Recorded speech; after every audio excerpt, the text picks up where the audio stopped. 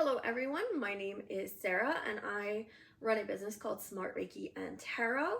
If you would like to learn more about me and my tarot business, you can go to www.smartreikiandtarot.com. I offer professional tarot readings, $30 for 30 minutes.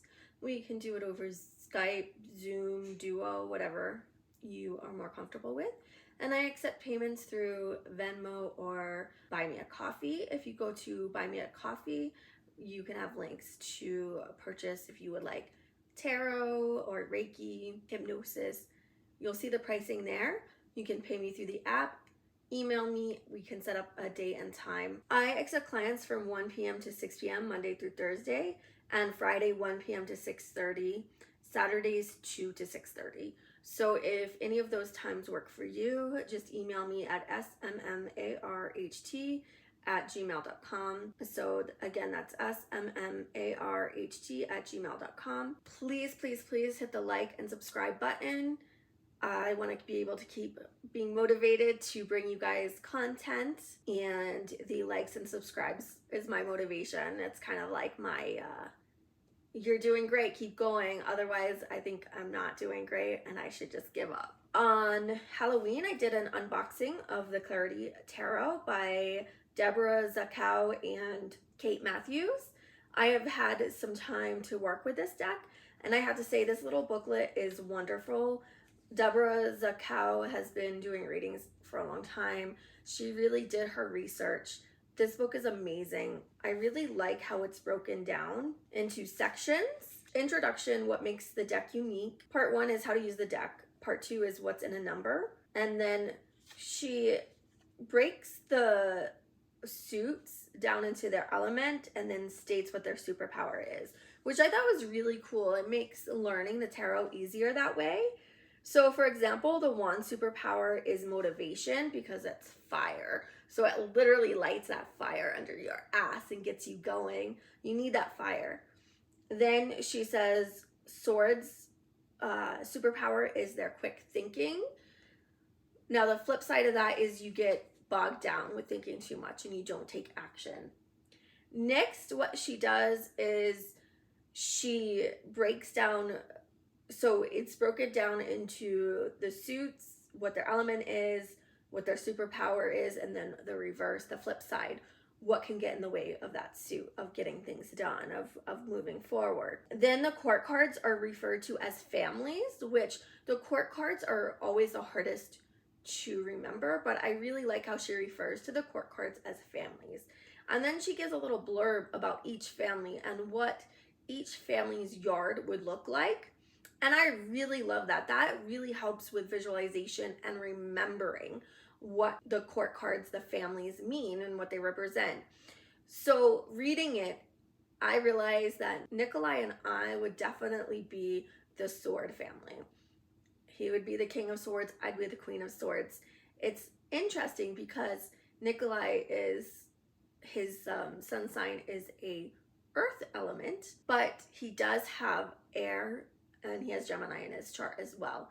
Where me, I'm a Gemini with some earth, but I've got fire. I have quite a bit of fire. So you add air and fire and creativity galore. But he does that. He has creativity as well. But I'm just saying, like, our main vibe is totally that sword energy where he's techie and there's computers and electronics everywhere. Me, I'm a book nerd, so there's books everywhere. We're both always researching.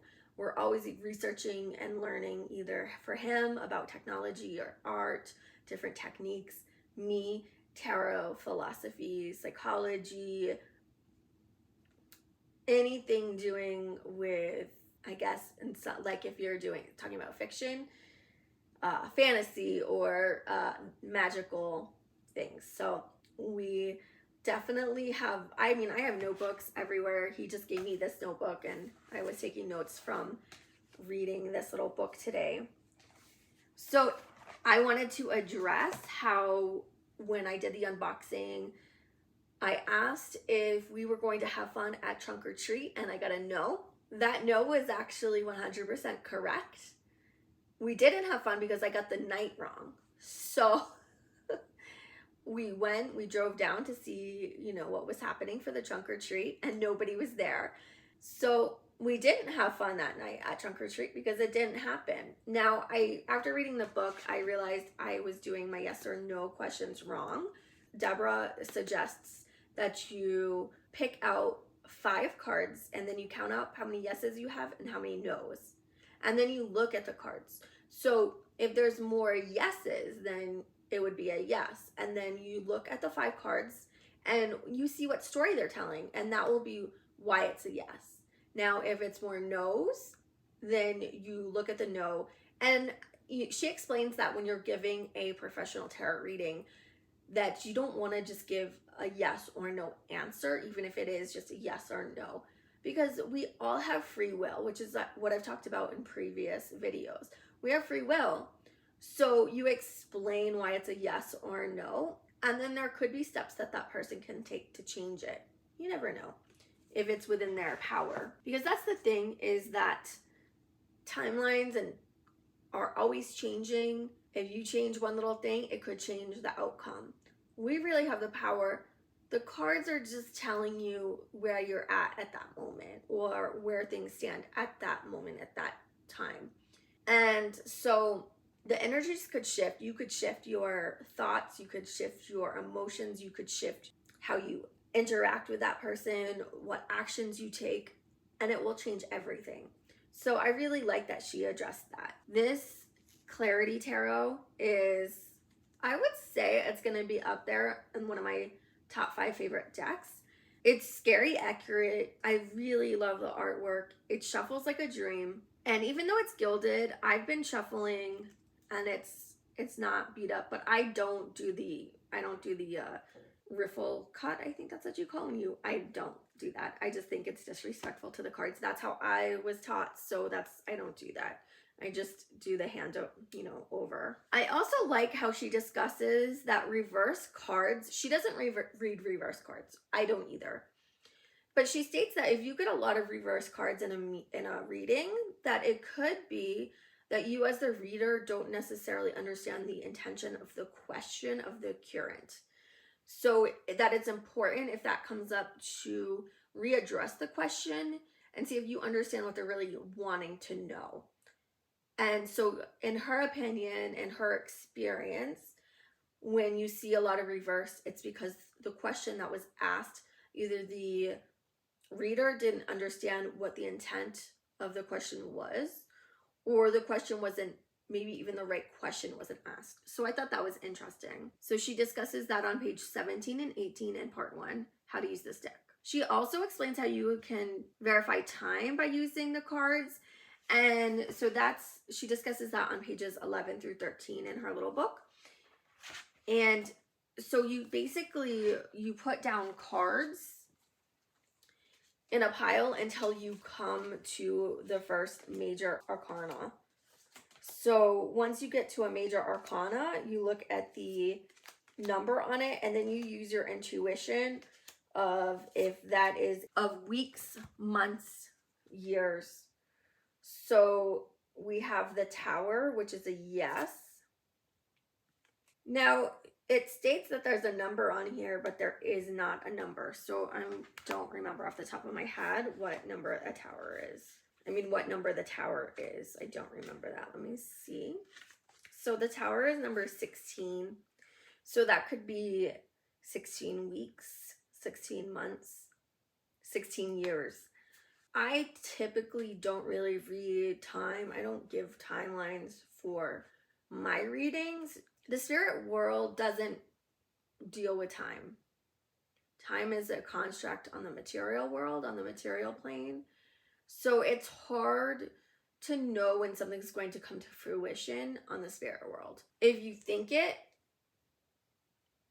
and you dream it, and then you plan, and then you light that fire and you take your action steps, and then you have it concrete, like the material, right? That's the last step. Earth is always the material. That's the last thing that comes into fruition. Time, it really depends on the person And usually when you're asking a question, like say it's about love, it's not just that person, you're then dealing with the other person. So you see where time can get really sticky. It's really difficult to pin that down. So I don't usually do that, but I thought that was a cool suggestion of how to give time in readings. So part 2, she discusses numerology. So what a 1 represents, what a 2, what a 3, what a 4, 1 through 10, which that's very helpful. Like I said, I really loved her breakdown of the families. I'm going to read to you what she wrote about the families of the swords, because it's Nikolai and I to a T. And she breaks it down into houses. So house number 1 is wands, because it's fire. It's move quick, fast. And then after wands is the swords, because that's the second fastest. Thoughts, it's very fast. But when you get caught up in thinking, it can slow you down a little bit, but not as much as number 3, which is emotions, water. When you get caught up in your emotions, it slows you down. And then the slowest, of course, is earth. Pentacles, material. It takes a long time to manifest in the material. Okay, so house number 2, the sword family. This is on page 95 through 97. I'll just read a little bit. Next door lives the family that did invent the wheel. They are the intellectuals of the block. Their yard will be a bit plain, and even though they have plans to have it professionally landscaped, they overthink whom to hire and how they want their yard to look. The design can be overanalyzed, or a stubborn family member may insist on researching further and maybe hiring more than one professional for the job. Lots of options come to mind that hamper the process of most of their projects, and this is one of the most baffling aspects of the sword family. They are smart and educated and can overthink everything, so nothing ever gets done. When they do agree to move forward on an idea, they will leave it to the professionals to do, since they are much better supervisors, managers than laborers. The sword family has great communication skills and enjoys spirited debate. For the most part, they will respect the other's perspective as well as talking things out if a problem happens to develop. So you get the idea, and then it goes through King of Swords and states that this is a well-structured man who has a plan for everything. He studies his next step before taking it. And she gives age ranges. So for her, a king is someone in your life who's over 40 and usually either is a parent or a grandparent or a manager or a supervisor if it has to do with work. A Queen of Swords, same thing, a woman over 40 or a manager or, someone in a position of power. So for knights, for her, the age range is 18 to 40. And then the page she explains that's a dependent.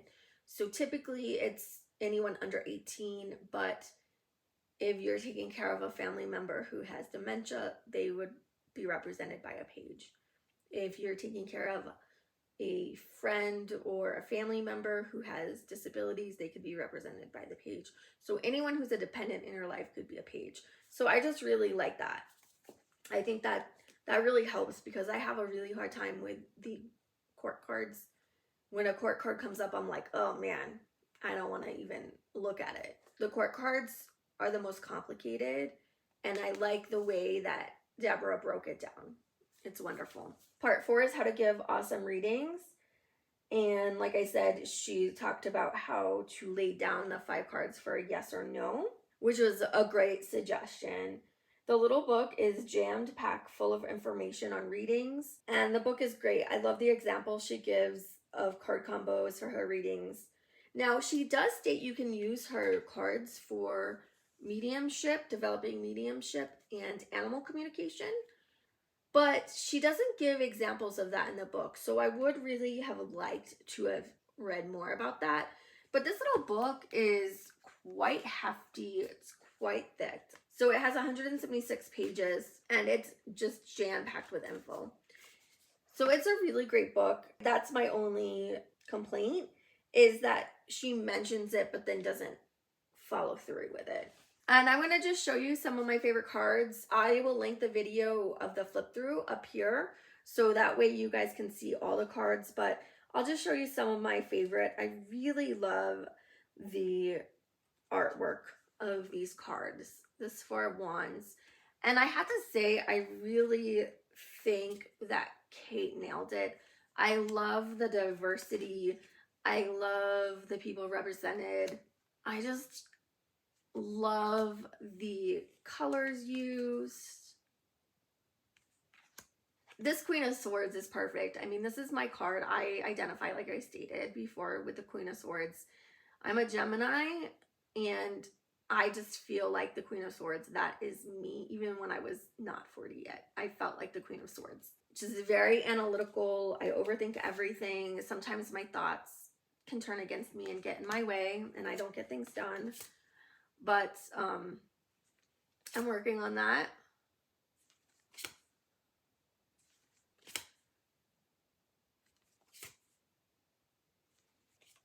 And I love the way that the swords in this deck are represented.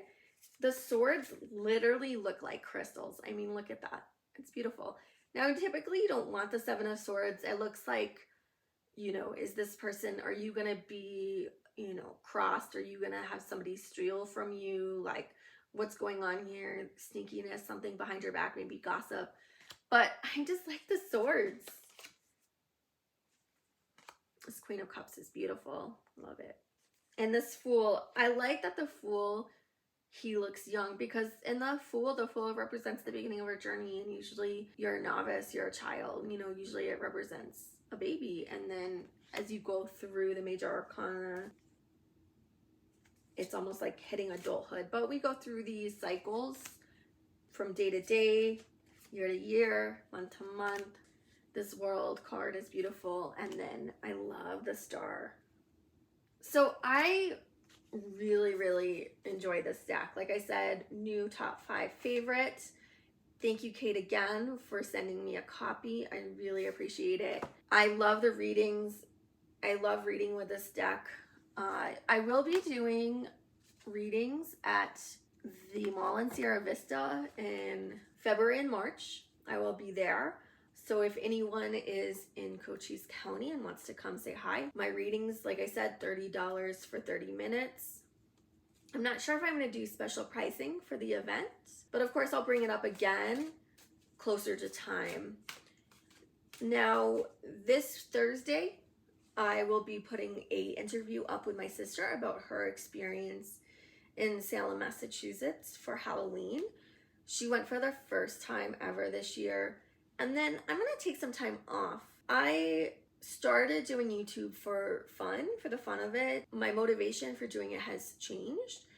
It's supposed to help me grow my business. However, no one really has looked at my website or contacted me, and I am getting a little discouraged. My YouTube channel is growing very, very, very slowly. So instead of just keep banging my head against the wall and doing the same old, for the next week or two, I am really going to focus on watching YouTube videos on tips and tricks and things to do to widen the base.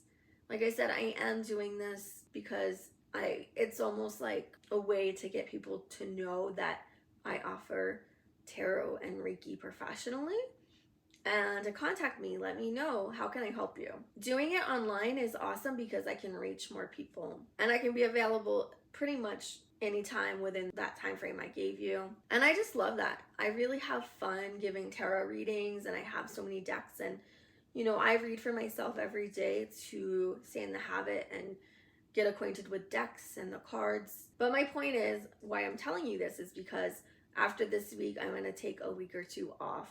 I have signed up for TubeBuddy, so I'm using that. I think I'm going to have a professional review my channel and let me know what I need to do differently, because I'm open to suggestion. I'm having fun. I have fun uploading. I have fun, you know, doing the research and playing with tarot cards, playing with makeup, reading books, traveling. I have fun doing all of that, and I have fun sharing it with everybody. But just know it is a lot of work, and especially the travel videos for, like, so far what I've done for Austin and New Orleans, those videos take a lot of time to put together, to edit, what I'm gonna say. They take a lot of time. And my husband is also trying to start his own business. And so he's trying to paint. When you have two creative people in a household, that's awesome. It's wonderful. It's great. I love it because you can both understand and support each other, that sometimes when you're creating, it may not look like you're working, but you are. There's, like I was stating earlier, there's a lot of research. We do a lot of research, both of us. So for me, now I have to put in the time and energy of the research I don't find fun. Like, I don't really necessarily enjoy researching technical stuff or how to run a business or money management. Those are things that I'm just like, But when you run a business or you're trying to start a business, those are things you have to do. That's the downside. And when you're a creative person, those things aren't necessarily the things you want to do. That's going to be my focus. I just need to take the time also to get back in the swing, in the flow of tarot reading, because I took a month off. I wasn't doing tarot readings every day while I was on vacation, and I wasn't using new decks every week, and I wasn't really reading. I read one book on vacation. I started another one as well, but I didn't finish any books while I was on vacation. And yes, I was like working because I was taking pictures. Now, did I necessarily do the best job? No. Again, even though I've been recording videos since November 11, 2019 was my first ever video. And so it's been 3 years. And yes, when I first started, it was very spotty. That was the first video, and then I didn't upload again until January of 2020. Working full-time, 2 jobs, trying to do my videos. It was a lot of work. So I wasn't ready to have a schedule. So I understood that I wasn't necessarily gaining a lot of subscribers or views. And it was fine because it wasn't my main focus. However, now that I'm uploading twice a week and I'm trying to bring content and I'm not working, and this is my full-time job, losing subscribers or only gaining 1 subscriber a week, it's kind of really discouraging to me, and I don't want to be at that point of discouragement. I want to keep having fun. Like I said before, I really, really love interviewing. Like, that is my all-time favorite.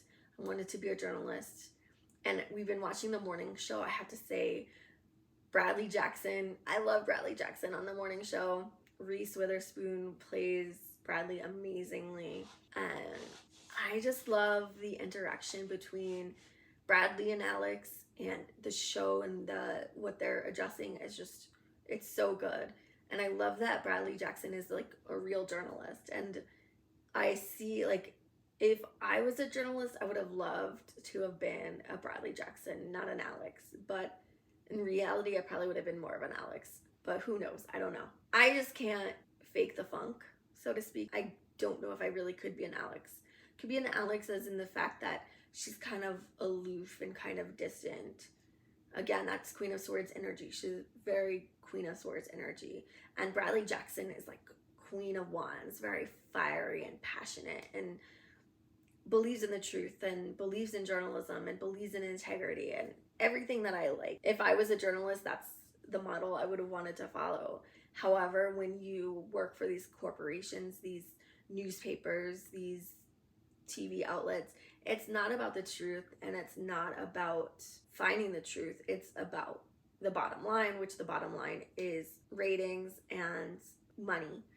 So it's interesting. It's cool to see behind the scenes. You know, they admit that, yeah, it's not necessarily about journalistic integrity. It's about protecting the network. It's about the bottom line. It's always about money. And we live in a capitalistic society, so it's always about money. And so that trickles down. That's like, you know, so for me, I'm going to continue doing this because I enjoy it.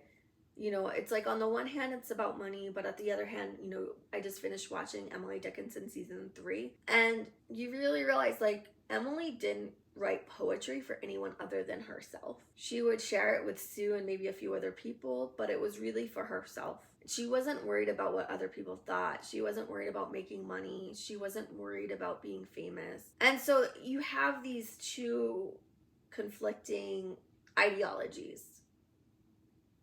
I want to keep doing something because I have fun and I want to do it for myself, which is how this started out. However, it's shifted and now it's both. I want it to be about the creative process and having fun, but I also want to make money because we live in a capitalistic society and we have to survive off money, unfortunately, in this system. So unfortunately, it's hard to pull just pure artistic genius. And I'm not calling myself an artistic genius by any means, so sorry if that's... I'm just trying to address that priorities for me have shifted. And so I cut my intro. There won't be an intro. I'm no longer going by Sarah the Rainbow Hearted Witch. I'm Sarah of Smart Reiki and Tarot. Smart Reiki and Tarot is my business name. And I just need to get better at marketing, of putting myself out there and asking for what I need. And that's, please like and subscribe. It's free for you. It doesn't cost you anything to like or subscribe. And that's how you can support small YouTubers who want to keep doing this because it's fun and they find a creative outlet to it, but so that they can maybe start getting paid too, even if it's not a lot. And when you're just watching YouTube, if you're not creating videos, you don't really necessarily think about that. You just want to watch. But that's why YouTubers are always like, please like and subscribe, because it really does help them. And that's hard for me to do, is to ask and to push myself and promote myself. I can promote other people, I can sell other people's products, but when it comes to myself, that's something that I have to work on. And I just want to have transparency that that's what I'm doing, and that's why I'm going to be taking some time off, because I need to build up my confidence and my ability to market and promote myself and my channel and also my business. Because truly now the shift has gone from I was doing it for fun to this is my business now. But I don't want to lose the fun aspect of doing YouTube. I want it to continuously be fun. So that's why I'm trying new formats and new material. And that's why I'm dressed up like this, because I enjoy dressing up. I enjoy playing dress up. And if you read my bio, I talk about that. I talk about how playing dress up, Halloween costumes, it's about connecting with your inner child and having fun and reminding yourself that things aren't so serious. I'm a very serious person, and so that makes me nervous that people maybe don't want to connect with me. And I've started to even feel a little ridiculous playing dress up for you guys. Well, for me, for YouTube, and that maybe I should stop and act my age, but that's so boring, right? Like, it's so boring to act your age. I don't want to act my age. It makes me think of the song What's My Age Again? Yeah, so I don't know if that's the title, but that line just popped in my head. So, and of course, me referencing that song shows my age. I have rambled on enough. Thank you so much for anyone who's made it this far, for watching and hanging out with me. I really do appreciate everyone's support, everyone who has liked and subscribed or ever watched my videos. Thank you so much. I appreciate it. I am grateful. I do have gratitude, and I will see you guys Thursday, and then it will be some much needed downtime. All right, guys, please like, subscribe, and I'll see you Thursday. Bye, y'all.